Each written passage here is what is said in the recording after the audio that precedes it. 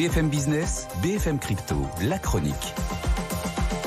On commence par la tendance, Antoine. Le coup de faiblesse se prolonge sur les cryptos ce matin.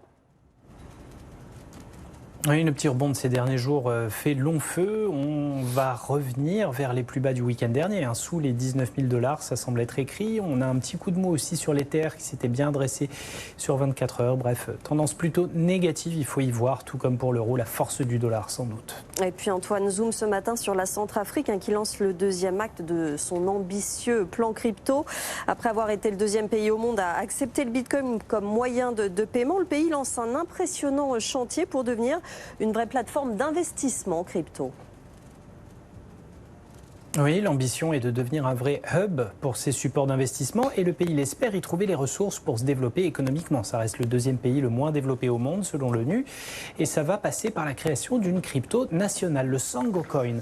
Le Sango, c'est le nom de la deuxième langue officielle du pays après le français et lancement aussi de ce qu'on appelle une crypto island, un espace de circulation libre des cryptos totalement défiscalisé. Un moyen déjà d'aller vers une tokenisation des vastes ressources naturelles du pays, un diamant, or et métaux précieux. C'est ce qu'ambitionne le président Touadéra.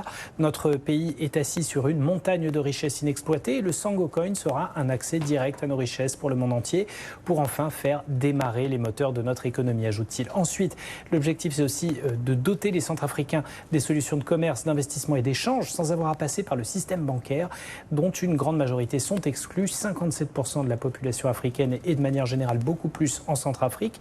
Le smartphone doit devenir l'alternative à l'argent liquide et à la bureaucratie bancaire, dit le président. Un sacré bond en avant à impulser. Reste le problème de l'infrastructure. Là, aucun détail n'a été donné, mais le chantier s'annonce compliqué dans un pays qui est plongé au cœur d'une guerre civile qui dure depuis une dizaine d'années. Merci Antoine.